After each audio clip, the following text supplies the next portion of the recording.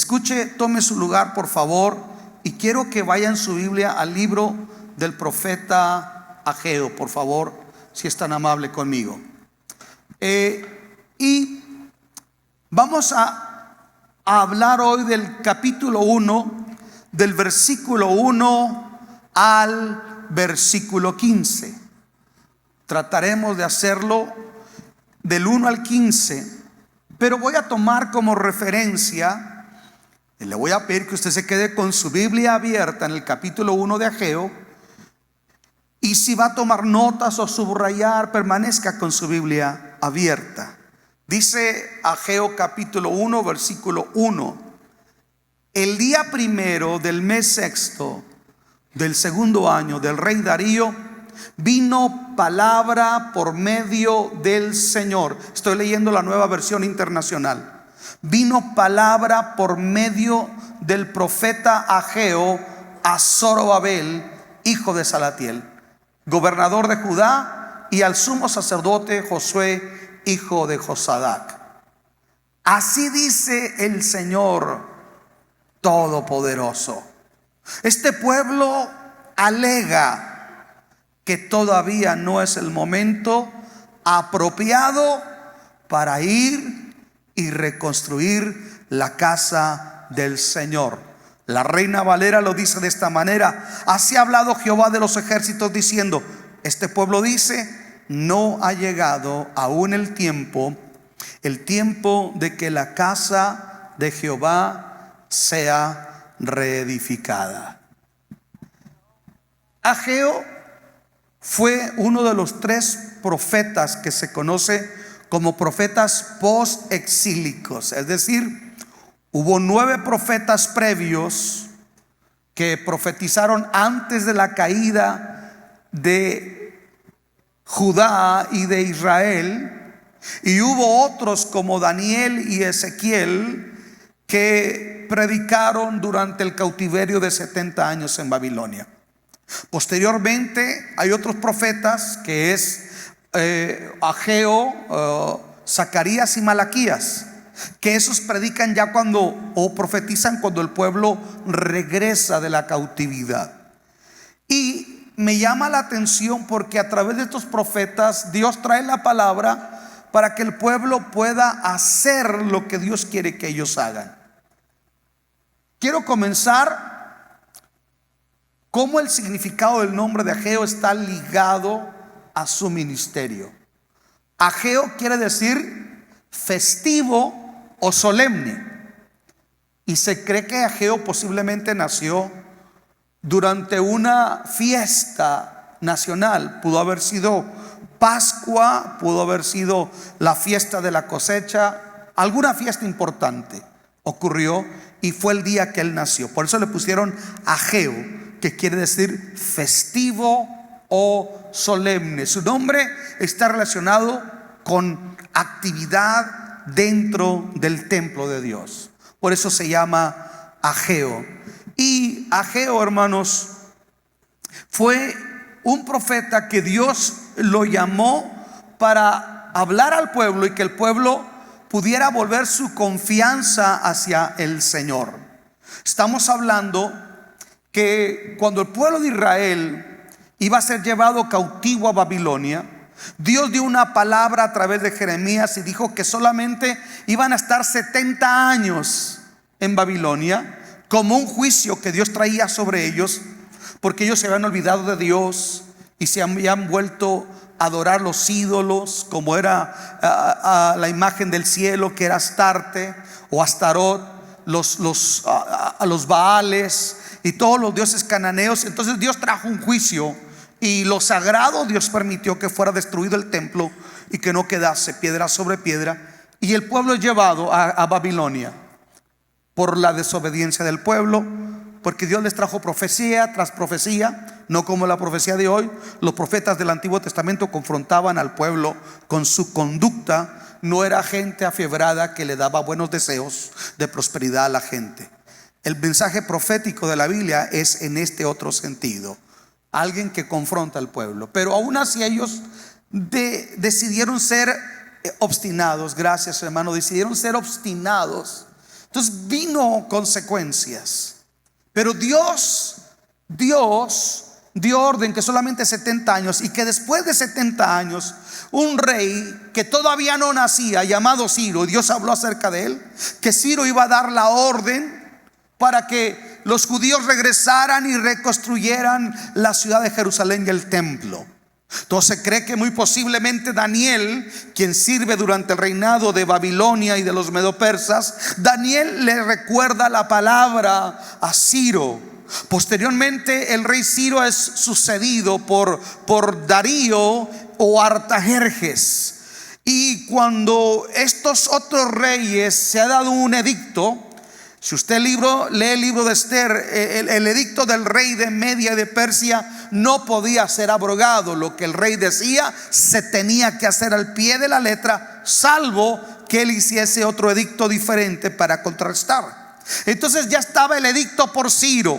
Nehemías viene y llora y mira la ciudad en ruinas. El copero del rey, Dios le dice: ¿por qué lloras? ¿Por qué estás triste? Porque la casa de mis padres, aunque vamos a poner a Ciro está diciendo: aunque ahora yo estoy en Dallas, en Chicago, en Los Ángeles, tengo todo, he sobrevivido, he salido adelante, yo nací aquí, pero mis padres que me trajeron de Zacatecas o de Jerusalén, dicen que ahora está en ruinas, está destruida, y el templo de Dios está hecho ruina. Y le dice al rey: ¿qué quieres? Y este hombre ora y ayuna. Y el rey le da la oportunidad de que su copero vaya y reconstruya Jerusalén. Ahora, hay un problema. Aunque hay cartas y todo esto, llegan, hermanos, y construyen. Y cuando empiezan a reconstruir los muros de Jerusalén, echan el cimiento del templo solamente y construyen el altar del sacrificio. Pero en eso se levanta oposición. Diga conmigo: oposición. Se levanta Sanbalat, Tobías, se levantan los samaritanos, los enemigos del pueblo de Dios. Porque siempre que usted y yo vamos a hacer lo que es de Dios, yo dije, va a haber oposición. Cuando usted y yo vamos a hacer la obra de Dios, va a haber oposición. Cuando vamos a hacer lo correcto, no espere que el mundo le aplauda. Entonces ellos enfrentan la oposición. Ya venían con la carta del emperador, que nadie los podía tocar, que al contrario les tenían que dar dinero y madera. Y llegan, escuche, con riqueza. Pero cuando sientan las bases, escuche, dicen: pues es que hay luchas, hay pruebas. Entonces la madera, el dinero y los materiales que eran para la casa del Señor se queda ahí inconcluso.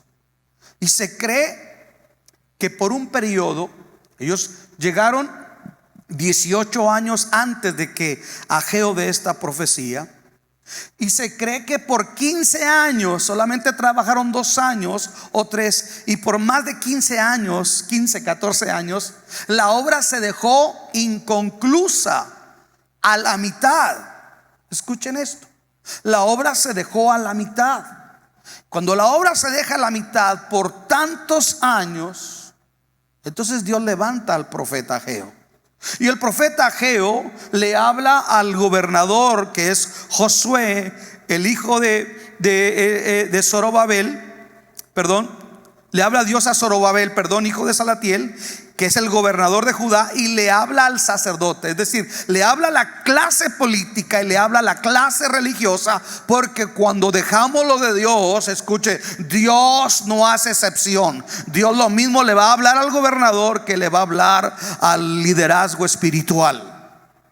Entonces Dios dice estas palabras: así ha hablado Jehová de los ejércitos, diciendo: este pueblo dice, no ha llegado aún el tiempo que la casa de Jehová sea reedificada. Así ha hablado este pueblo. La Nueva Versión Internacional lo dice de esta manera. Dice así: este pueblo alega que todavía no es el momento apropiado para reconstruir la casa del Señor. Una excusa para no construir el templo. Una excusa. Y me llama a mí la atención que aquí Dios hace un diagnóstico nacional. Un diagnóstico nacional. Hoy en día se hacen diagnósticos para medir las economías. ¿Por qué hay un déficit o un superávit? Se hacen diagnósticos sobre las empresas. ¿Por qué esta empresa no está siendo rentable, no está siendo efectiva? Pero también se están haciendo últimamente ya diagnósticos sobre iglesias. ¿Por qué iglesias se están cerrando? Un movimiento muy grande mundial acaba de reconocer que no está creciendo. Y si usted me pregunta a mí también, yo le diría, tampoco nosotros estamos creciendo. Y si usted le pregunta a muchas iglesias que usted cree que por la actividad que tienen están creciendo, la respuesta va a ser: no estamos creciendo. No estamos creciendo ni en población de nuevos conversos, ni en calidad de cristianismo. Entonces, la efectividad de la obra de Dios está siendo muy precaria. Estamos aquí. Dios hace un diagnóstico sobre la nación y quiero que veamos este diagnóstico. En el verso 2, Dios dice: este pueblo alega que no ha llegado el tiempo de reconstruir la casa del Señor. Verso 3, también vino esta palabra del Señor por medio del profeta Ageo. Dice la Nueva Versión Internacional: ¿acaso es el momento apropiado para que ustedes sí residan en casas lujosas o artesonadas? Dice la Reina Valera 60. O sea, ustedes sí pueden vivir en casas lujosas y artesonadas mientras que esta casa está en ruinas. Está preguntándoles Dios. Así dice ahora el Señor Todopoderoso: reflexionen sobre su proceder, es decir, meditad bien sobre vuestros caminos. Ustedes siembran mucho pero cosechan poco. Comen pero no quedan satisfechos. Beben pero no llegan a saciarse. Se visten pero no logran abrigarse. Y al jornalero se le va su salario como por un saco roto. Así dice Jehová de los ejércitos. Por segunda vez: meditad bien sobre vuestros caminos. Nueva Versión Internacional: reflexionen sobre su padecer. Vayan ustedes a los montes, traigan madera, reconstruyan mi casa. Yo veré su reconstrucción con gusto y manifestaré mi gloria, dice el Señor. Ustedes esperan mucho pero cosechan poco. Les vuelvo a repetir, ojo, ustedes, tu familia, tu negocio, tus sueños, esperan mucho pero cosechan poco. Y lo que acumulan, lo que almacenan en su casa, dice Dios, yo lo disipo en un soplo. ¿Por qué? Porque mi casa está en ruinas, mientras ustedes solo se ocupan de la suya, afirma el Señor Todopoderoso. Por eso, por culpa de ustedes, los cielos retuvieron el rocío y la tierra se negó a dar sus productos. Yo hice venir una sequía sobre los campos y las montañas, sobre el trigo y el vino nuevo, sobre el aceite fresco y el fruto de la tierra, sobre los animales y los hombres, y sobre toda la obra de sus manos. Zorobabel, hijo de Salatiel, el sumo sacerdote, hijo de Josué, hijo de Josadac, y todo el resto del pueblo obedecieron al Señor su Dios, acataron las palabras del profeta Ageo. Pero antes de seguirle, yo quiero detenerme en el diagnóstico. Y el diagnóstico es que el pueblo, cuando abandonó aquello, le provino unas circunstancias y una situación muy precaria y muy difícil, de mucho esfuerzo, de mucha dedicación de ellos, pero con pocos resultados a la hora de términos o de números o de cifras reales. Y me llama la atención que el pueblo no argumenta que no hay que hacer la obra de Dios. No están diciendo que no, simplemente están diciendo, bueno, sí hay que hacerlo, pero todavía no. Sí hay que hacerlo, pero ¿qué? Pero todavía no. Suena espiritual. A veces damos respuestas que parecieran espirituales, pero de espirituales no tienen absolutamente nada. Se dice que un día hubo una celebración en el infierno. Satanás convocó a todos sus demonios y dijo: tenemos que replantearnos estrategias para que la gente se pierda. Se paró un demonio y dijo: señor Lucifer, yo tengo una propuesta.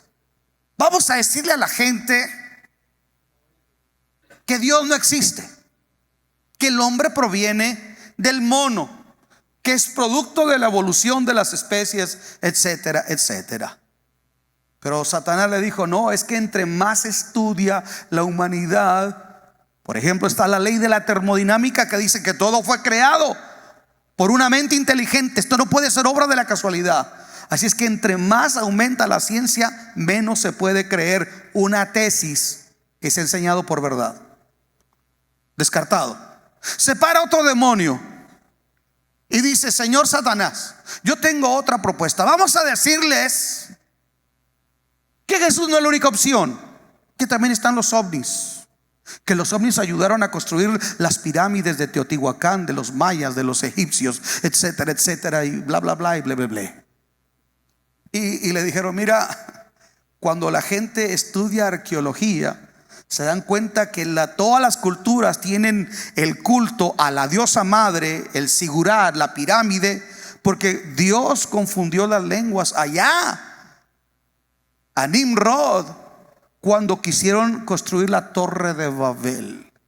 Es que la arqueología está en nuestra contra. Pero se paró otro demonio y dijo: señor Lucifer, yo tengo una propuesta. Adelante. Dijo: mire, vamos a decirles que la Biblia es la verdad, que hay un creador, que es todopoderoso, que se reveló a través de Israel, que los 10 mandamientos es lo mejor que Dios ha dado para ética, que ese Dios se hizo carne, habitó entre la humanidad, es Dios mismo, que murió en una cruz, que dio su vida para la salvación de la humanidad, que resucitó entre los muertos y que ha mandado que se predique el perdón de pecados en su nombre a todo el mundo. Vamos a decir que todo eso es verdad, pero que ya habrá tiempo para arrepentirse. Se puso de pie todo el infierno y aplaudieron tal propuesta. Satanás dijo: esa es la mejor y la más brillante idea que he escuchado. Decirle a la gente la verdad, pero dejarla ahí ambivalente, sin que tome una decisión, sin que tome una respuesta, que pueda decir: está bien, pero ya habrá tiempo. No hay nada más peligroso que el letargo espiritual.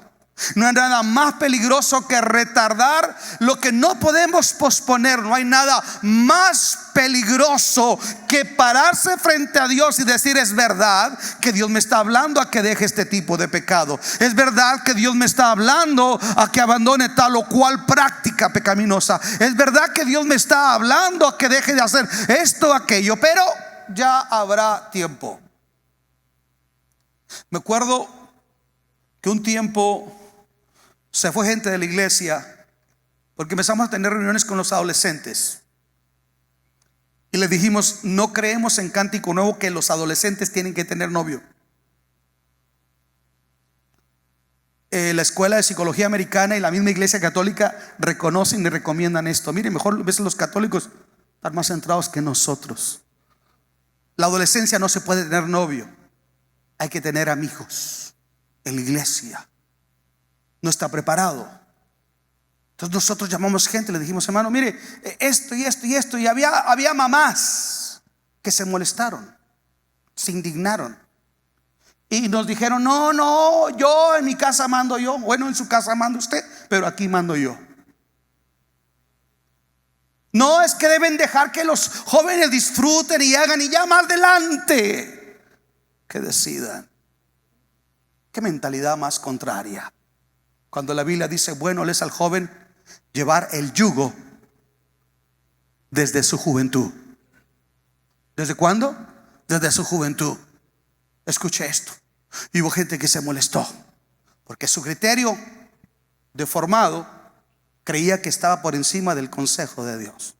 Y esa gente le decía a sus hijos: no, hijo, está bien, dale vuelo a la hilacha, let the good times roll. Ya vendrá el tiempo cuando tú madures, así como maduré yo. Vieja loca, nunca maduró ni ella ni sus hijos. Diga: el predicador está despertando. Me voy de Harvard a la Chaveña. Escuche esto. No ha llegado aún el tiempo. Esa mentalidad en nosotros mismos. Muchos de ustedes dicen: Cántico Nuevo es una iglesia donde va más o menos gente. Yo para qué me voy a involucrar. Otro lo va a hacer, yo más adelante.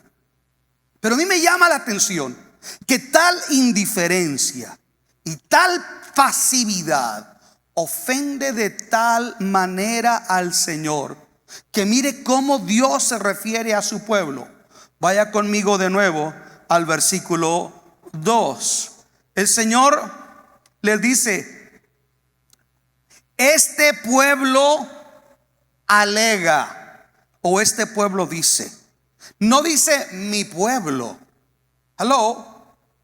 Dios debería decir mi pueblo, porque es como Dios se refiere a su pueblo. Pero cuando nosotros actuamos de esa manera, ¿sabe qué Dios dice?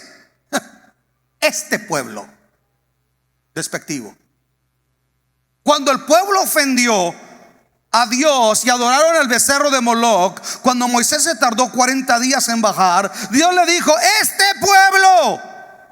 Y Moisés le decía: no, Señor, tu pueblo. Y Dios le decía: no, este pueblo. Y es más, Moisés, no batalles, los destruyo a todos y te levanto otro pueblo. Oh, hello. Esto no cabe en la mentalidad egocentrista, hedonista del cristianismo de hoy. Un Dios que dice: si me vas a amar, va a ser a mi manera, si no, no me ames. ¿Dónde está ese versículo?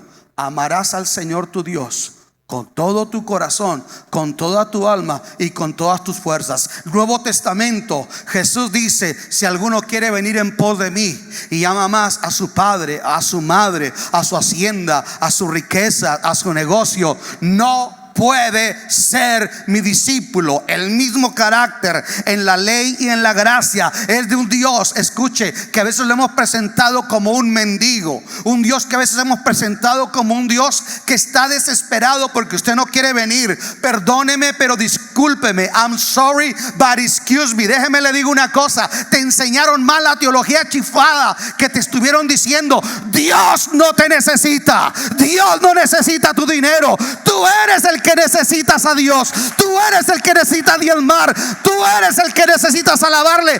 Dios no te necesita y Dios no me necesita. Ponga bien atención, porque dudo mucho que en otro lugar pueda escucharlo tal y como se lo estoy diciendo. Porque otro lugar te van a decir: tú eres un campeón. No, tú eres un campeón, no, tú eres un mañoso.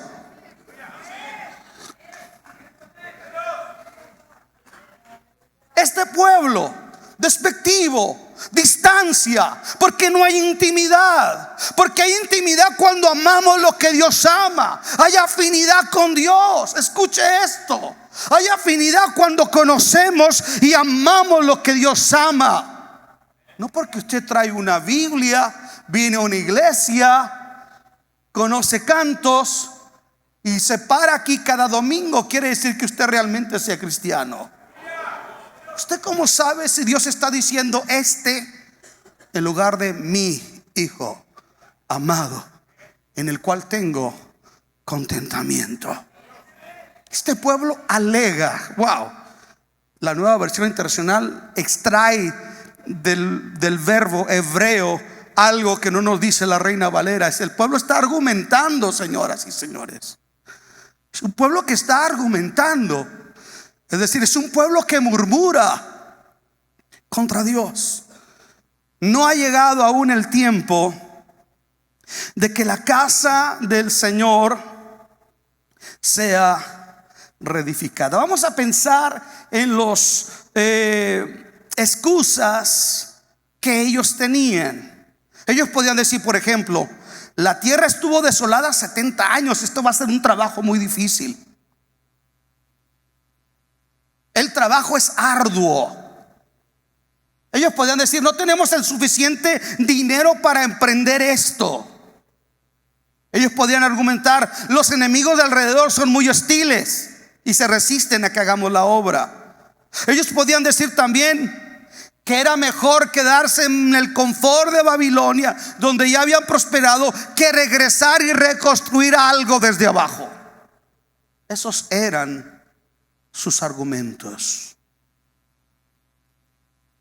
Y escuche, había uno que todavía parecía más espiritual, porque se cree que cuando Ageo se levanta faltaban 2 años para que se cumplieran los 70. Escuche, pero ya antes, 18 años, había venido una avanzada, porque antes que se cumplieran ya había un edicto. Esto nos habla algo nosotros. A veces, escuche, los castigos de Dios, vamos a llamarlo así, Dios extiende misericordia y no nos llega como nos tenía que llegar. Dios a ellos permitió que 18 años antes del cumplimiento de los 70 pudieran reconstruir aquello, porque Dios no se deleita en que su obra esté en ruinas. Dios no se deleita en que los pueblos paganos se mufen de la obra de Dios. Y Dios está moviendo a su pueblo, tocando el corazón de Ciro, el corazón de Darío, el corazón de Artajerjes. Están firmando cartas y digan, el que se meta con los judíos va el edicto del rey. No se metan con ellos, al contrario, denle dinero, denle madera para que reconstruyan la casa. Sin embargo, a veces el mundo está creyendo más en nosotros que nosotros en lo que Dios ha dicho de nosotros. Aló, escuché.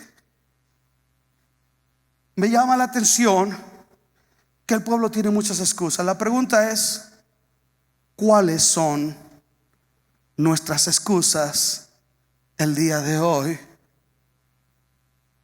Porque olvidé decirle que aunque el tema general, el nombre de la serie es la ruta correcta a la perfecta o a la correcta realización, el tema de hoy es estableciendo prioridades correctas.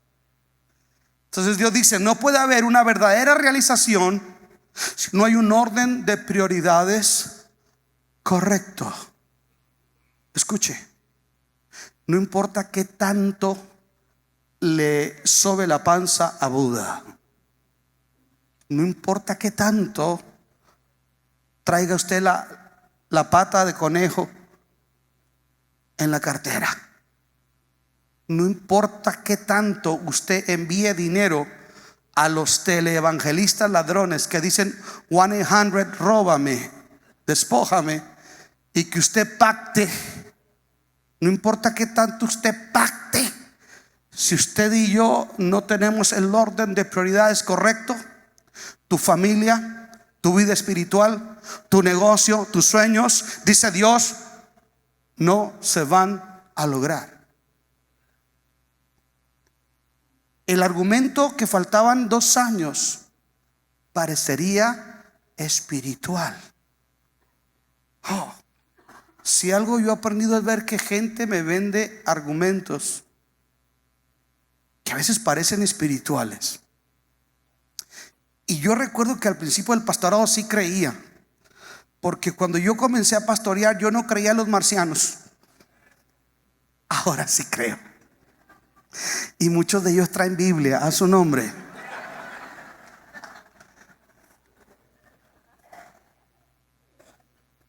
Le voy a decir, yuhu.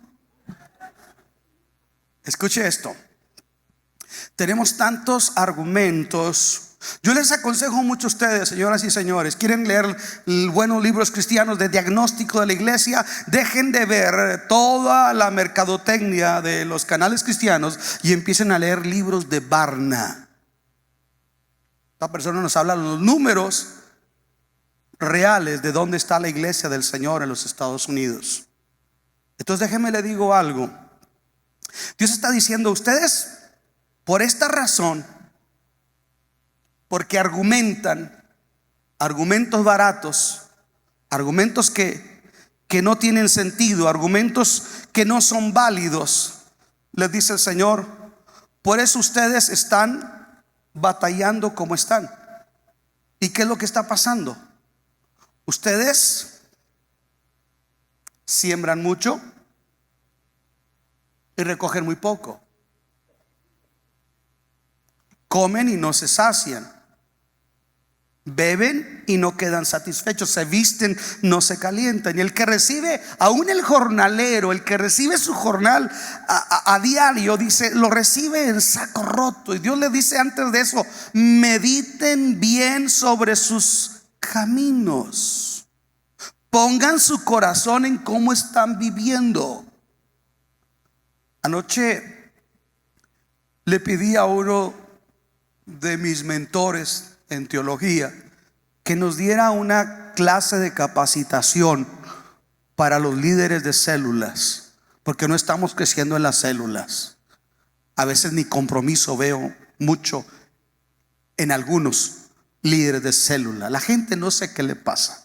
Pero decía el pastor ayer, dice, mire, yo recuerdo que hace 40 años, dice, mi suegro era pastor, ya pasó al Señor. El pastor tenía la autoridad de decirle: se sujeta y se queda. Y la gente hacía caso. Hoy yo le digo: se sujeta y usted me pone otra jeta, o me demanda. Hoy tenemos que hacer circo, maroma y teatro. Escuchen esto: se dispararon los motivadores externos. Yo mismo los he practicado. Juan Pueblo, todo un mes para ustedes. Vamos a gastar lo que no tenemos trayendo predicadores. Vamos a tenerle café y donas para que venga. Motivadores externos para que venga. Y aún así no vienen. Yo ya me voy allá porque aquí está media pantalla. Allá en la otra iglesia, no hombre, la pantalla está hasta arriba. O pues vaya que lo apantallen. Aló. En aquella otra iglesia sí tienen a Disneyland para los niños y tienen MTV para los jóvenes. Pero a lo mejor no tienen una palabra como la que usted está recibiendo ahorita. Y se lo digo delante de Dios. Déjeme le digo algo. Cuánta excusa barata le hemos dado al Señor. ¿Qué no hace uno para que los mismos cristianos vengan y se involucren? Tenemos la generación más rebelde de cristianos que mira a ver qué le pueden dar. Es que yo no me siento a gusto. ¿Quién le dijo que aquí es para sentirse a gusto? Aquí es para que usted sea confrontado, incomodado y desafiado a vivir la vida que Dios establece. Esto no es un circo. Esto no es sábado gigante que los pare a todos a mover la colita. No, no, no.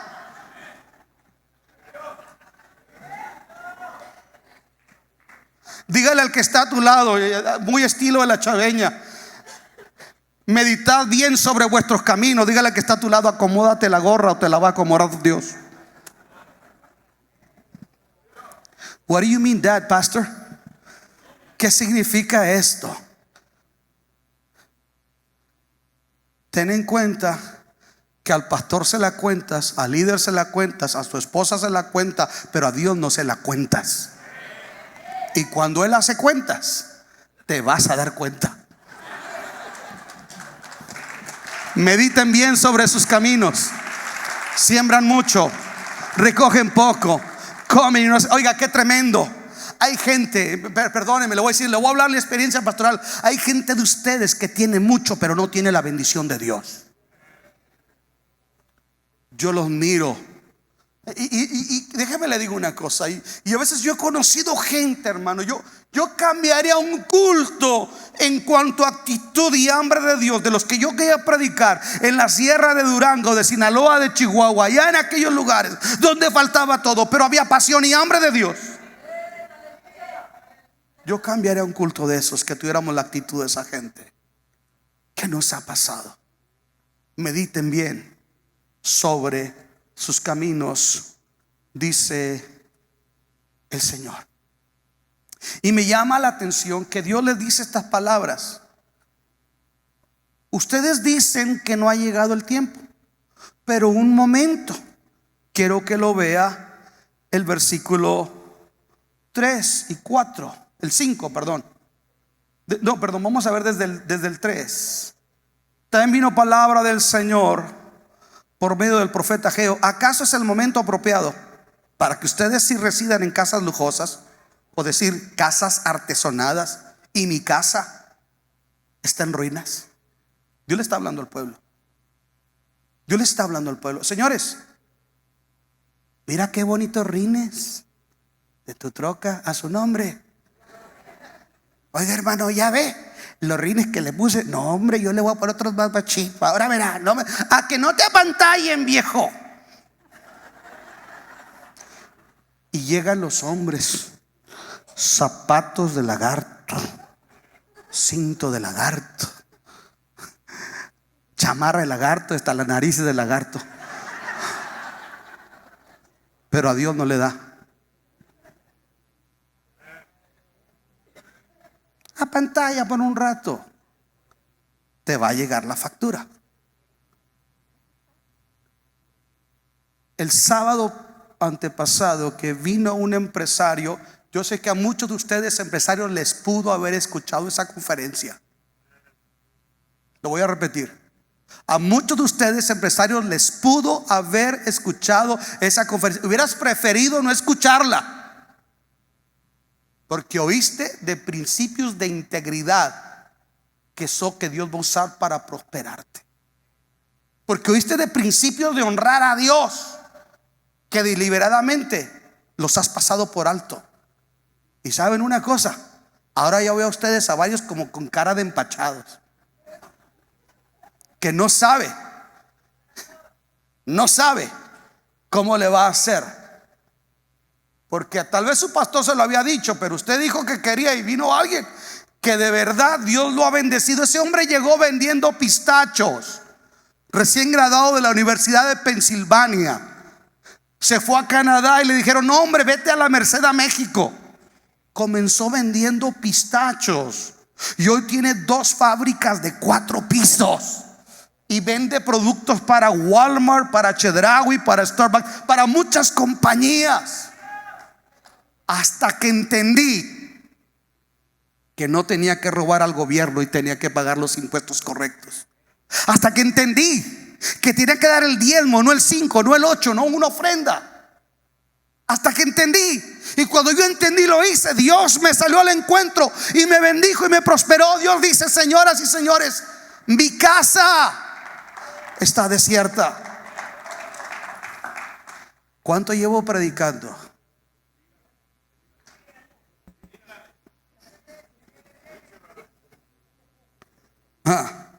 Mire, ¿me permiten que les lea unas excusas, hermano, de la gente de hoy? Mire, dijo el pastor primo de un amigo que la gente dice esto: no podemos hacer mucho en el templo. Yo estoy cansado de vivir en un cuchitril. Es tiempo de comenzar a remodelar nuestra casa. Otra gente puede decir: Dios quiere que preste atención en el hogar. La casa es primero. Yo participaría con más dinero en la construcción del templo, pero todo mi dinero está comprometido con la renovación de mi casa o la inversión de mi negocio.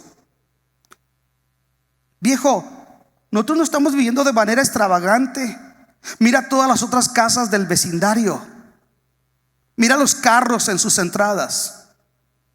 Otra persona dijo: alguien debería de comenzar a trabajar en el templo. Espero que haya alguien que pase adelante, tome la obra, la iniciativa. Yo cuando termine lo mío. Escuche. Y así le podría sacar leyéndole y leyéndole cómo nosotros tenemos excusas que son baratas. Muchas excusas que son baratas. Y para los que están pensando que esto es una cuestión de dinero, esto no es una cuestión de dinero. Esto es una cuestión de honor, de honrar a Dios. No le estamos dando el tiempo necesario a Dios. No le estamos dando el tiempo necesario a Dios. Este año vino menos gente a orar entre semana. Me preocupó. Cada vez veo la gente más fría, menos comprometida. Que algo nos está pasando. Yo no sé usted. Escuche. Un pastor que tiene varias iglesias en el estado y una muy grande en Juárez, empezó a pasar una depresión. Y una de las cosas que Dios trató para sacarlo, dijo: tienes mucha gente, pero tienes pocos cristianos. El pastor tuvo que con lágrimas reconocer que por tiempo se había ido dándole a la gente lo que la gente quería, pero dejó de incomodar. Dejó de decir lo que la Biblia decía que tenía que decir, para que no se fuera a ir aquel, para que no se fuera a querer ir aquel otro. Hermanos, ayer, antes de las 6 de la tarde, pasamos Terry y yo por una iglesia católica cerca de aquí. Sábado en la tarde, tienen reuniones los sábados en la tarde, lleno el parking lot.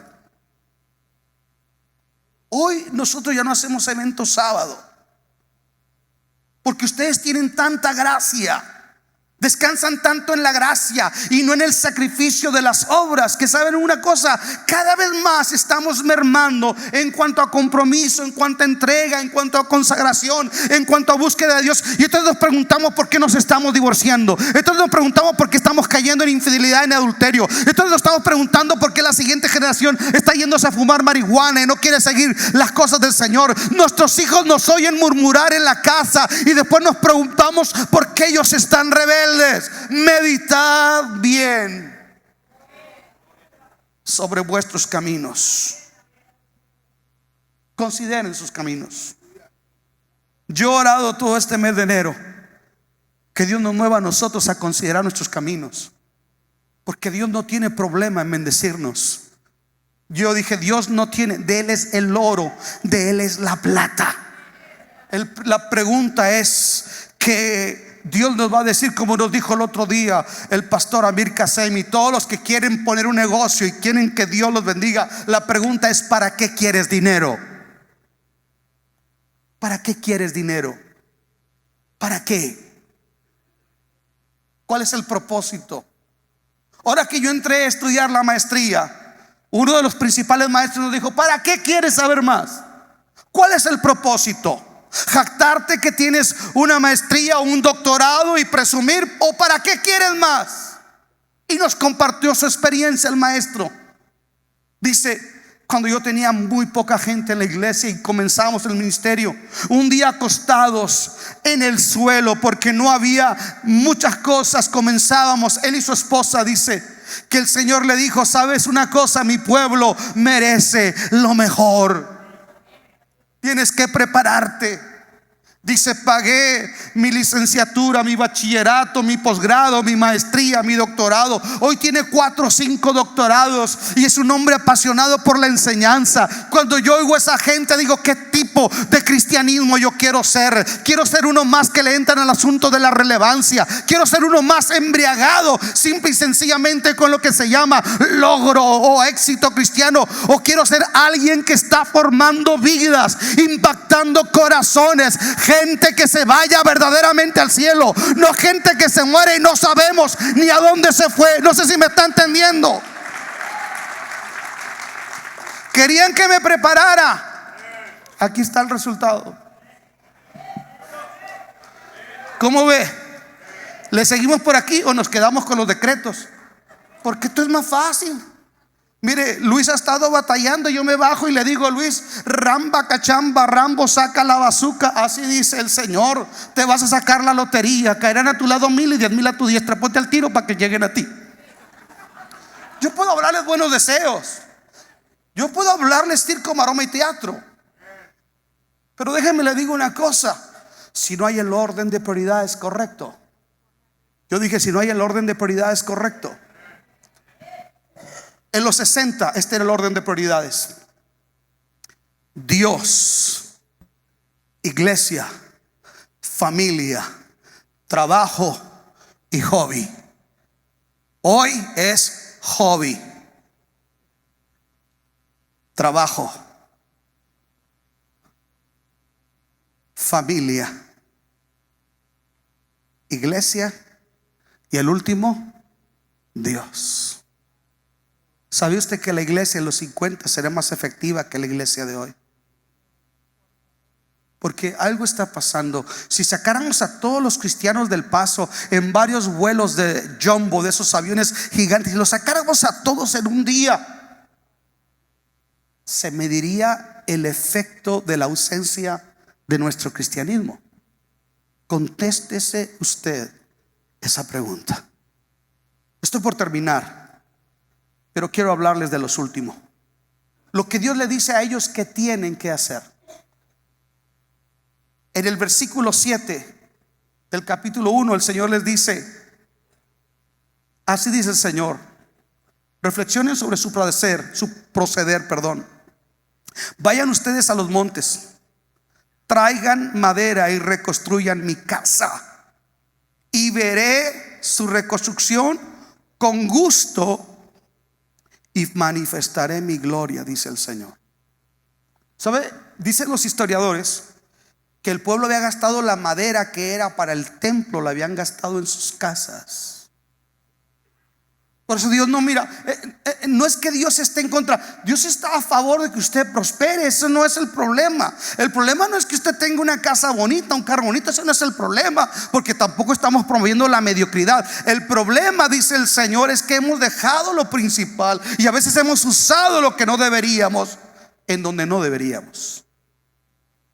Y Dios le está diciendo: suban al monte, porque la madera que tenían se las habían dado otros reinos, ni siquiera pagaron por ella, fue bendición. Pero ahora ustedes, si quieren realmente agradarme, ustedes van a tener que hacer el sacrificio de subir al monte, talar los pinos, los cedros, cortar la madera y venir y reedificar. Les va a costar reconectarse, les va a costar asumir una disciplina de santidad, de búsqueda de Dios. Alguien me está boicoteando.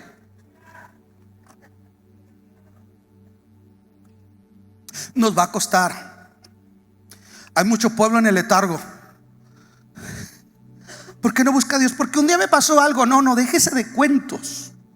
Buscar a Dios implica una disciplina, volver a buscar la Biblia, volver a decir: voy a apartarme este día para el Señor. Este día voy a honrar a Dios, voy a apartar mis diezmos antes que todo, los voy a consagrar a Dios. En la iglesia va a ser la consagración corporativa, pero antes yo ya los consagré a Dios. Nos va a costar. Por eso Dios dice: suban al monte. Acá abajo no hay nada. Acá abajo está la superficialidad, de la monotonía, el conformismo, la mediocridad y la religiosidad. Hasta acá abajo Dios dice: acá estoy yo arriba en el monte.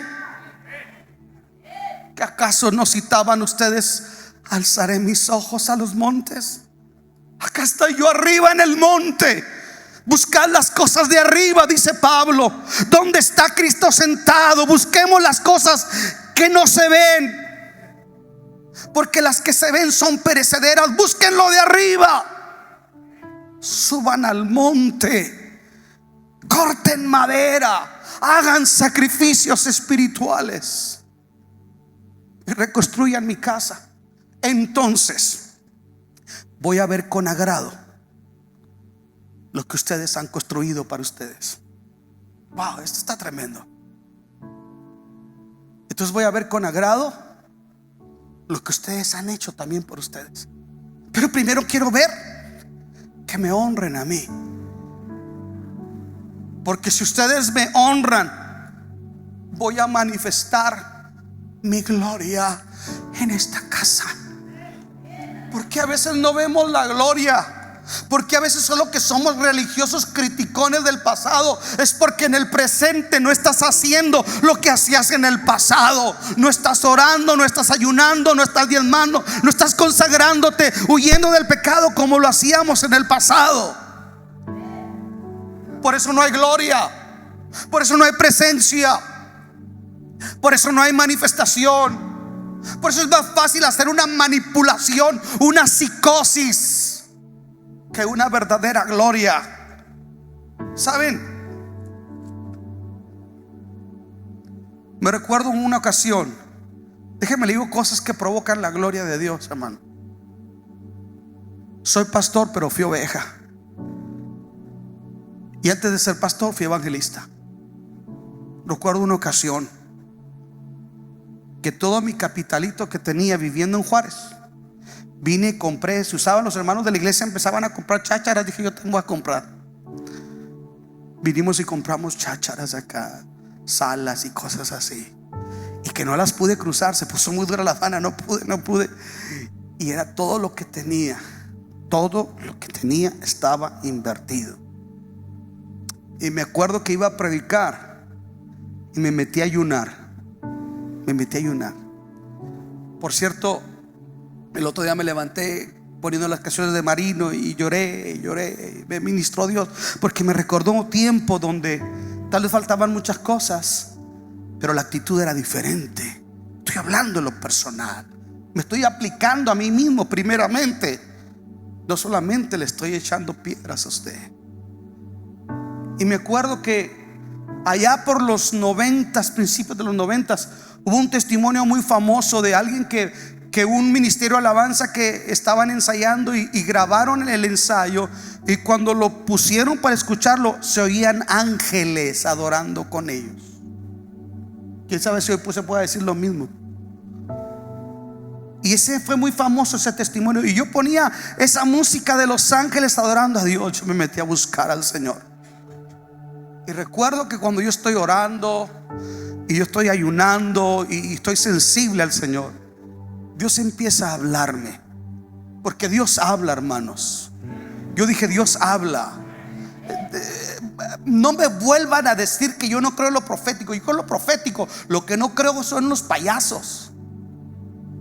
Cuando Dios me llamó al ministerio, fue por imposición de manos. Dios me llamó proféticamente. Yo sé, lo que pasa que no creo cualquier loco que dice que habla por Dios. Yo creo que tengo que juzgarlo.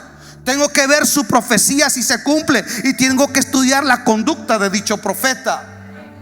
No es que su pastor no crea. Lo que pasa es que su pastor respeta lo que la Biblia dice. Juzgar la profecía, no despreciarla, pero juzgarla. Es que no me vuelvan a decir que yo no creo en la profecía. Yo creo en el ministerio de profecía. Pero déjenme le digo, cuando yo estoy orando, hermanos, y miraba yo la alacena y no quedaba casi ya nada de latas ni de comida. Edwin y Abraham eran dos niños. Abraham estaba pequeñito y es más dragón. Y viene Abraham y me dice: papi, dame una galleta. Las galletas estaban arriba del refrigerador. Cuando yo voy a agarrar las galletas, me habla el Espíritu Santo y me dice: ¿tú crees que tú tienes más preocupación por darle el pan a tus hijos que yo mismo a ti y a tu familia? ¿Tú crees? El Señor me dijo: quiero que cambies tu orden de prioridades. ¿Saben cuánto traía yo para ir a predicar, hermanos? Lo que costaba el camión de aquel tiempo, porque no tenía ni auto. Un día iba a predicar una confraternidad y mi madre me había regalado un traje brilloso, parecía el mago Chenkai. No, pues, yo no me avergüenzo de dónde vengo. Bienaventurados los que saben de dónde vienen, porque son los únicos que saben a dónde van. Yo no nací en cuna cristiana. A mí el Señor me sacó del pecado, de la droga. De allá vengo yo. No me avergüenzo, no me preocupa, no tengo complejo de inferioridad. De ahí me sacó el Señor. Oiga, pero yo quería parecer predicador y me regalaron una bibliota Thompson y se usaba que entre más grandota más ungido, y mi traje de Chenkai, porque uno quería verse predicador. No sé si me está entendiendo. Y iba yo caminando a la confraternidad y me encuentro un amigo que era bonero, el Charas, Dios lo bendiga. Y me ve de traje y se ríe porque antes habíamos tomado juntos y todo. ¿A dónde va, Luisito? Le digo, pues voy a predicar. De veras, yo lo llevo. Ahí voy en Ancas en la motocicleta, hermano. Yo estaba más flaco, hermano, de lo que usted se imagina. Chiquito, así bajito, buen mozo, pero llego a la confraternidad y era el predicador oficial. Y yo le digo, hermano, ya llegué. Y le dijeron, sí, dile a tu papá que ahorita les ponemos aquí un asiento. Le digo, no, yo soy el predicador. Yo soy el predicador. Llegué a tener desprecios, gente que dijeron, este mocoso, y que me daban el micrófono. Yo me metía con Dios, hermano. Es lo que yo hacía. Yo me metía con Dios y trabajaba duro, pero me metía con Dios. Me soltaban el micrófono y caía el poder y caía la gloria de Dios. Llegué a ir deprimido en un camión con una Biblia, que se bajaba uno apestando a cigarro, hermano. Y decía, hermano, discúlpame, yo no fumo, pero es que venía en el camión, ¿no? Llegué a andar con mi esposa y mis hijos, esas lomas de Juárez allá, hermano, de un camión a otro para ir a predicar. Y no siempre había una ofrenda allá en la periferia. Por eso cuando me dicen, está muy lejos, está muy lejos tu corazón de Dios. Escuche, recuerdo que fui y prediqué en una iglesia. Prediqué, el Señor se manifestó. El pastor se levantó y empezó a profetizarle gente de la iglesia el don de ciencia, Dios obrando, hablándole a gente específicamente. Y entonces aquel hombre vino y me pidió que me postrara sobre mis rodillas. Me postré en el suelo y agarró una vasija de aceite y me la vació en mi cabeza. Entonces Dios me empezó a hablar todo lo que Él me había hablado el día que Él me llamó al ministerio y me bautizó con el Espíritu Santo, palabra por palabra, por un pastor que ni me conocía. Y me dijo el Señor, ¿recuerdas que te dije que yo tengo cuidado en bendecirte? Que cuando se terminan tus recursos comienzan los míos. Que lo que tú has honrado, como dice el Salmo 20, Jehová te oiga en el día de conflicto, haga memoria de todas tus ofrendas. Yo soy un Dios que tiene memoria de tus lágrimas, de tus oraciones, de tus ayunos, de barrer la iglesia, de trabajar, de padecer agravio, de pelear la buena batalla. Soy el Dios que tiene un libro de memorias.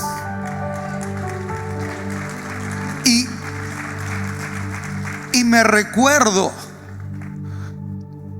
cuando aquel hombre de Dios profetizó. Eso solamente lo hace un pastor si Dios lo guía. Dice, todos los diezmos de este día y todas las ofrendas que se han recogido son para mi siervo.